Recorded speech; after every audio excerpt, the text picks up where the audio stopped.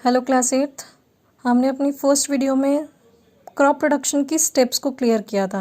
Our first step is preparation of soil. Soil को prepare किया जाता है। सेकंड स्टेप, उसी सॉइल के अंदर सीड्स को सो किया जाता है। Then in third step what we will do, seeds को सो करने के बाद उसमें मेन्योर और फर्टिलाइजर्स डाले जाते हैं। आफ्टर दैट उसको वाटर प्रोवाइड किया जाता है, इसीलिए इस टर्म को क्या बोला जाता है, इरिगेशन। धीरे धीरे प्लांट ग्रो होने लगता है तो उसके साथ कुछ अनवांटेड प्लांट्स भी ग्रो होते हैं जिन्हें हम क्या बोलते हैं, वीड्स। और हमें अपने प्लांट को उन वीड्स से क्या करना है, प्रोटेक्ट करना है। तो नेक्स्ट स्टेप में हम क्या करते हैं, अपने प्लांट्स को वीड्स से बचाते हैं। देन जब हमारी क्रॉप बिल्कुल रेडी हो जाती है तब हम उसको क्या करते हैं, कट करते हैं, and that is known as harvesting. अब क्रॉप जब पूरी रेडी हो चुकी है तो उसको क्या किया जाता है, मार्केट में सेलिंग के लिए नहीं भेजा जाता है, पहले उसको स्टोर किया जाता है। तो उसकी नेक्स्ट स्टेप क्या होती है, स्टोरेज। ये सब हमने अपनी फर्स्ट वीडियो में कंप्लीट किया था। Now we are doing it further. अब हम इन्हीं स्टेप्स को डिटेल में पढ़ेंगे। Now first step is preparation of soil. In preparation of soil basically ये हमारी क्रॉप ग्रो करने की सबसे फर्स्ट स्टेप होती है और इसके अंदर दो चीज़ें इन्वॉल्व होती हैं। One is ploughing and another is levelling. अब ये दोनों टर्म्स का मतलब क्या है, प्लोइंग एंड लेवलिंग का। बेसिकली जब मैं एक लैंड की बात करती हूँ तो उसकी जो टॉप मोस्ट लेयर है उसे हम क्या बोलते हैं, सॉइल बोलते हैं।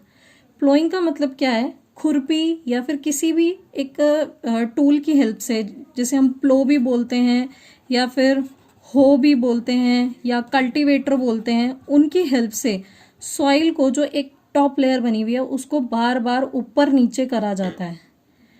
उसी को क्या बोलते हैं, हम प्लोइंग बोलते हैं। ये क्या करती है, टिलिंग करा देती है सॉइल की। ऊपर नीचे मेरी सॉइल क्या होगी, इजीली घूम लेगी। नीचे की सॉइल ऊपर आ जाएगी, ऊपर की सॉइल नीचे चली जाएगी, तो सॉइल क्या हो जाएगी, प्रॉपरली मिक्स हो जाएगी।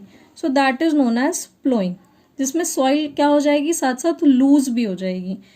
जो सॉइल पहले ऐसे इकट्ठी थी वो धीरे धीरे क्या होगी, ऐसे फैल जाएगी। तो that is known as ploughing. और ये सॉइल का लूजन अप होना, खुला हुआ होना बहुत ज़रूरी है। क्यों ज़रूरी है, इससे क्या होता है, एयर स्पेस प्रेजेंट होता है हमारी सॉइल के बीच में, जो कि हमने 7th क्लास में प्रूव भी करा था कि एक्सपेरिमेंट की हेल्प से, कि हमने बीकर के अंदर सॉइल ली थी और वाटर डाला था तो हमें उसके अंदर छोटे छोटे पार्टिकल्स दिखाई दे रहे थे। क्यों, क्योंकि वहाँ पर क्या प्रेजेंट होती है, एयर। तो अब मैं सॉइल पार्टिकल जो मेरे इतने पास पास थे, अगर मैं उन्हें खोल रही हूँ तो वो पार्टिकल्स दूर दूर हो जाएंगे और एयर स्पेसेस इजीली प्रेजेंट होंगे। तो रूट क्या होगी, नीचे तक इजीली ग्रो होकर ब्रीद कर पाएगी। और क्यों करते हैं, उससे हमारी जो सॉइल पार्टिकल्स हैं वो वाटर को होल्ड कर सकती हैं for a longer period of time. पानी को ज़्यादा देर तक वो क्या कर पाएंगे, होल्ड कर पाएंगे। जितना मेरी रूट्स नीचे की तरफ जाएंगी सॉइल में, उतना ही उसे न्यूट्रिएंट कंटेंट क्या होगा, ज़्यादा मिलेगा। न्यूट्रिएंट्स जो होते हैं below the land are more in amount, तो जितना नीचे जाएंगे उतना ज़्यादा उसके अंदर न्यूट्रिएंट्स होंगे। सिमिलरली हम क्या कर पाएंगे, ईजिली मिक्स करा पाएंगे। क्या मिक्स कराएंगे हम उसके अंदर, मेन्योर्स डालेंगे, फर्टिलाइज़र डालेंगे, ताकि मेरे प्लांट की ग्रोथ क्या हो, अच्छी से अच्छी हो सके। खाद वगैरह जो डाली जाती है that is manures and fertilisers. तो इसीलिए लूजनिंग का होना बहुत ज़रूरी है। अब लूजनिंग मैंने कर दी, सारी सॉइल को ऊपर नीचे करा दिया, अब क्या ऐसे प्लांट ग्रो हो पाएगा, नो। तो अब हमें क्या कराना पड़ेगा, लेवलिंग करानी पड़ेगी। जो उबड़ खाबड़ हो चुका है उसको सीधा करना है, तो उसे क्या बोलते हैं, लेवलिंग बोलते हैं। अब ये लेवलिंग किसकी हेल्प से होती है, किसी भी वुडन प्लैंक की हेल्प से। यानी एक लकड़ी का फट्टा लेकर के आपके गाय या बैल के पीछे बांध दिया जाता है और वो जब आगे मूव करते हैं तो सॉइल को क्या करते जाते हैं, बिल्कुल सीधा करते जाते हैं। तो लेवलिंग इसलिए की जाती है ताकि मेरी एक तो सॉइल इरोजन ना हो, तेज़ हवा चले तो पता चले मेरी सॉइल ही मूव कर गई वहाँ से। तो इसीलिए सॉइल को हमें क्या करना पड़ता है, सीधा करना पड़ता है, तो लेवलिंग करानी पड़ती है। और क्यों कराते हैं, ताकि एक यूनिफॉर्म डिस्ट्रीब्यूशन हो सके वाटर की। अगर मेरी सॉइल उबड़ खाबड़ रहेगी तो पानी कहीं पर ज़्यादा इकट्ठा हो जाएगा और कहीं पर पानी कम इकट्ठा होगा। तो इन दैट केस वाटर जो है वो यूनिफॉर्मली डिस्ट्रीब्यूट हो, इसीलिए भी हम लेवलिंग कराते हैं। So this is your first step, that is preparation of soil. और इसके अंदर दो चीज़ आती हैं, प्लोइंग एंड लेवलिंग, पहले सॉइल को हमें अच्छे से नीचे का सॉइल ऊपर लाना है, ऊपर का सॉइल नीचे लाना है। क्यों लाना है? क्योंकि एयर स्पेस होता है सॉइल के बीच में, वो वाटर को ज़्यादा होल्ड कर पाएगा, उसमें न्यूट्रिएंट कंटेंट भी ज़्यादा होगा, उसमें हम मैन्योर फर्टिलाइजर्स को ईजिली मिक्स करा सकेंगे। सो दिस इज अबाउट प्लोइंग। और लेवलिंग क्या है? जो अभी हमने सॉइल को उबड़ खाबड़ कर दिया था, अब उस सॉइल को हम वापस क्या करेंगे? नॉर्मल प्लेटफॉर्म देंगे, सीधा कर देंगे। तो किसकी हेल्प से करेंगे? वुडन प्लैंक की हेल्प से करेंगे। क्या रीज़न है करने का? One is to prevent soil from soil erosion. Soil को प्रिवेंट किया जा रहा है किससे? सॉइल इरोजन से। और सेकेंड थिंग क्यों किया जाता है? Just to distribute water in a uniform manner. पानी इक्वल अमाउंट के अंदर ईजिली क्या हो सके? डिस्ट्रीब्यूट हो सके। Distribute water in uniform manner. तो हम इसलिए क्या करा देते हैं? लेवलिंग करा देते हैं। आई थिंक आपको स्टेप 1 ईजिली क्लियर हो गया होगा। Now we will move towards step 2। Step 2 के अंदर हमने किस चीज़ की बात करी थी? That is sowing of seeds. अब मुझे सीड्स सो करनी है, बट सीड्स सो करने से पहले मुझे क्या करना चाहिए? सीड्स को सिलेक्ट भी करना है। तो इसीलिए स्टेप को हम थोड़ा सा मॉडिफाई कर देते हैं, that is selection and sowing of seeds. Seed को बोने से पहले हमें उसे चेक करना चाहिए। जैसे घर में दाल बनती है, तो दाल बनने से पहले आपकी मम्मा दाल को क्या करती हैं? चेक करती हैं। तो उसको हम क्या कर रहे हैं? सिलेक्ट कर रहे हैं। जो अच्छी चीज़ है उसको हम रख लेते हैं, जो उसके अंदर कंकड़ या कुछ भी ऐसी चीज़ें होती है जो अनवांटेड है, उनको हम क्या कर देते हैं? रिमूव कर देते हैं। That is known as selection. जब सिलेक्शन हो जाएगा तब हम क्या करेंगे? आपकी सीड को सो करेंगे लैंड के अंदर। तो हम सिर्फ कैसी सीड्स को सो करते हैं? Only the seeds which are clean, healthy and disease free. साफ होनी चाहिए, हेल्दी होनी चाहिए और डिजीज़ फ्री होनी चाहिए। डिजीज़ फ्री का मतलब क्या है? किसी भी तरह की बीमारी ना हो, उसके अंदर कोई वायरस, बैक्टीरिया किसी से भी इन्फेक्टेड ना हो। और सीड को ट्रीट कराया जाता है। किससे ट्रीट कराते हैं हम? फंगीसाइड्स से। सीड को ट्रीट कराएंगे विद फंगीसाइड्स। अब फंगीसाइड्स क्या है? वो जो कि फंगस लगने से रोकते हैं। तो ट्रीट करा देंगे किसके साथ? फंगीसाइड्स के साथ। अब कैसे हम चेक करेंगे कि मेरी ये जो सीड है ये गुड सीड है या बैड सीड है? तो इसके लिए क्या किया जाता है? एक बीकर लेते हैं, बीकर के अंदर पानी डाल देते हैं। अब पानी तो डाल दिया, साथ में इसके अंदर हमें जो भी सीड सो करनी थी वो सारी की सारी सीड इसके अंदर हम डाल देंगे। जो भी सीड नीचे की तरफ सेटल डाउन हो गई, दैट इज़ गुड सीड्स। जो सीड्स नीचे की तरफ सेटल डाउन नहीं हुई वो ऊपर की तरफ आ जाएंगी, जैसे कि आपकी दाल के कंकड़ ऊपर आ जाते हैं, तो दैट इज़ डैमेज्ड सीड्स, जिसे हम यूज़ नहीं करेंगे। हमें कौन सी सीड्स यूज़ करनी है? That are good seeds. तो ये एक तरीका है जिसके थ्रू हम चेक कर सकते हैं कि हमें कौन सी सीड को सो करना है। तो सीड को सो करना है तो चेक करना पड़ेगा कि सीड अच्छा है या नहीं है। तो कैसे चेक करेंगे? बीकर के अंदर पानी डालेंगे और उसी के अंदर सीड्स को भी डाल देंगे। तो जो सीड्स नीचे की तरफ सेटल डाउन हो गई, दैट आर गुड सीड्स, और जो फ्लोट होकर ऊपर आ गई, that are your damaged seeds. तो इस तरीके से मैंने सीड को क्या कर लिया है? सिलेक्ट कर लिया है। Now the term comes up sowing of seed. अब मुझे सीड को क्या करना है? सो करना है, यानी कि बोना है। तो बोने के लिए मुझे कुछ मेथड चाहिए। कैसे बोना है, कहाँ बोना है, किस तरीके से बोना है। तो जब सीड को सो किया जाता है तो उसके अंदर 2 पॉइंट्स को देखना पड़ता है। It should be at right depth. Right depth का मतलब क्या है? ये नहीं कि आप ज़मीन में बहुत नीचे की तरफ सीड को बो दें, ये भी नहीं कि आप सीड को बिल्कुल लैंड के ऊपर छोड़ दें।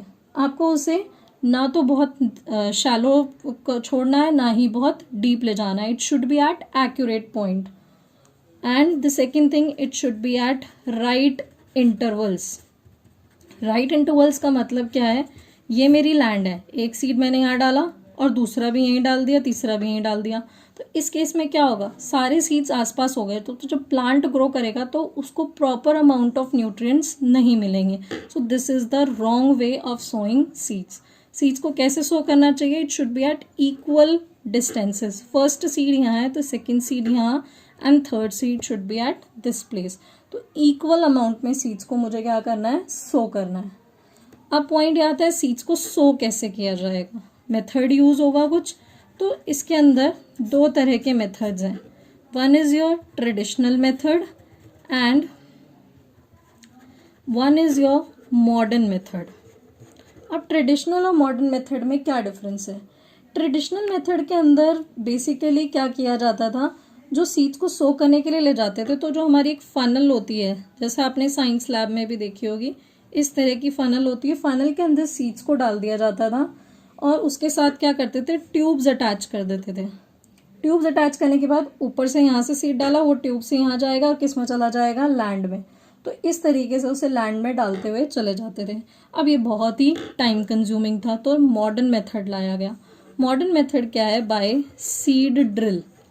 Now the question is what is seed drill, कैसे होता होगा? तो सीड ड्रिल भी फनल शेप ही होता है, इसके अंदर एक सीड बोल को कनेक्ट कर दिया जाता है ट्यूब्स के साथ, बट इसके अंदर ह्यूमन को साथ में मूव करने की ज़रूरत नहीं है, इसे ट्रैक्टर के पीछे लगा दिया जाता है। आपका जो सीड ड्रिल है वो कुछ इस टाइप का होता है, यहाँ ऊपर आपकी सीड्स को डाला जाता है, वो ऐसे ऐसे नीचे मूव करती हैं और ये आगे लैंड को लेके जाता है और यहाँ पर आपकी सीड्स गिरती रहती हैं। तो इस तरीके से वो आपकी लैंड में एक प्रॉपर डेप्थ पर, प्रॉपर डिस्टेंस पर क्या करेगा, सीड को सो करता हुआ चला जाए। Step 3 is adding of manures and fertilizers. Basically जैसे एक ह्यूमन बॉडी को ग्रो करने के लिए फूड की नीड होती है, ऐसे एक प्लांट को भी ग्रो करने के लिए मैन्योर्स और फर्टिलाइजर्स की नीड होती है। So manures and fertilizers are act as a food for the plant. When manures and fertilizers are added into the land for the production of crop, the process is known as manuring.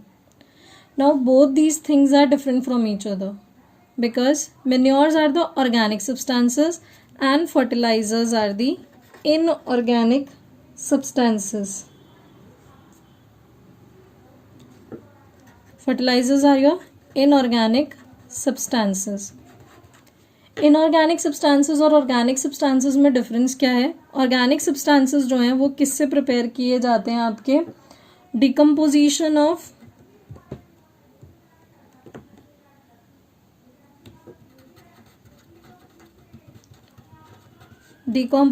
Of plants and animal waste, even human waste is also there. Human, plant और animal के waste से क्या prepare हो जाता है, आपका manure prepare हो जाता है।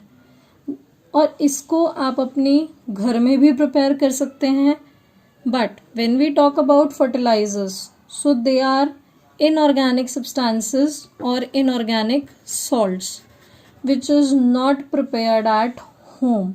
ये कहाँ प्रिपेयर किए जाते हैं? They are prepared at factories because it contains chemicals. इसके अंदर क्या होते हैं? केमिकल्स होते हैं। तो ये फर्स्ट डिफरेंस है, आई थिंक आपको क्लियर हो गया होगा। Which one is better for the growth of a plant, will it be a manure और will it be a fertiliser?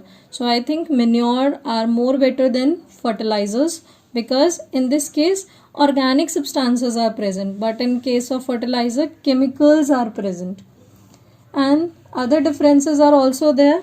It provides humus to the soil. Humus मिलता है इससे soil को, और ह्यूमस तो एक सबसे टॉप मोस्ट लेयर होती है सॉइल की जो कि फर्टाइल नेचर प्रोवाइड करती है, but in this case humus is not present. इसके अंदर ह्यूमस नहीं होता, इसके अंदर ह्यूमस प्रेजेंट होता है। नाउ अदर डिफरेंसेस, किसके अंदर नाइट्रोजन, फॉस्फोरस, पोटाशियम ऐसे न्यूट्रिएंट्स प्रेजेंट नहीं होते, but in case of fertilisers nitrogen, phosphorus, potassium यही nutrients in the form of chemicals present होते हैं। थर्ड थिंग जो fourth point, first, second, third, fourth, now it's your fifth point. The fifth point is they are not so much costly, they are cheap but they are costly. कुछ examples दे देती हूँ मैं आपको। Manure के लिए example तो मैंने आपको बता ही दिया, दैट इज काउ डंग ले सकते हैं, and in case of fertilizer जो एग्जाम्पल आता है that is urea and potash. So this is your step third, that is adding of manures and fertilizers. तो इसमें हमें एडवांटेजेस भी मिल जाएंगी, डिसएडवांटेजेस भी मिल जाएंगी. मेन्योर को ऐड करने की एडवांटेजेस क्या है कि इसके अंदर वाटर होल्डिंग कैपेसिटी जो रहती है सॉइल की वो ज़्यादा होती है, सॉइल पोरस हो जाती है, एक्सचेंज ऑफ गैसेस हो सकता है, सॉइल फ्रेंडली माइक्रोब्स की जो अमाउंट है वो बढ़ सकती है, टेक्सचर ऑफ सॉइल इंक्रीज हो जाता है, सॉइल के अंदर ह्यूमस कंटेंट बढ़ जाता है, it is not too expensive, and one more thing is there that it does not causes water pollution because it does not contain any kind of chemical.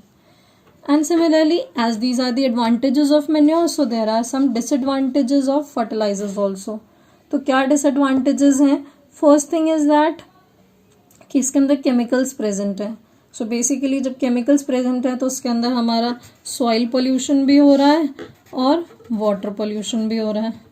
तो ये दोनों पोल्यूशन कॉज करता है, that is water and soil pollution. But in case of manure वहाँ पर कोई भी pollution नहीं हो रहा था. एंड इन दिस केस इसके अंदर आपको अमाउंट भी ज़्यादा लगानी पड़ रही है बिकॉज इट इज़ कॉस्टली. यहाँ पर आपकी सॉइल की क्वालिटी जो है अगर हम इसे ज़्यादा अमाउंट में ऐड करेंगे तो सॉइल क्वालिटी क्या हो जाती है, डिग्रेड हो जाती है बिकॉज इसके अंदर ज़्यादा कंटेंट किसका प्रेजेंट है, केमिकल्स का. तो केमिकल्स अगर हमारी सॉइल पर जाएंगे तो उससे सॉइल कंटेंट या सॉइल की क्वालिटी जो है वो क्या होने लगती है, डिग्रेड होने लगती है. This is your step 3. I hope आपको ये क्लियर हो गया होगा. Other steps we will cover up in next class.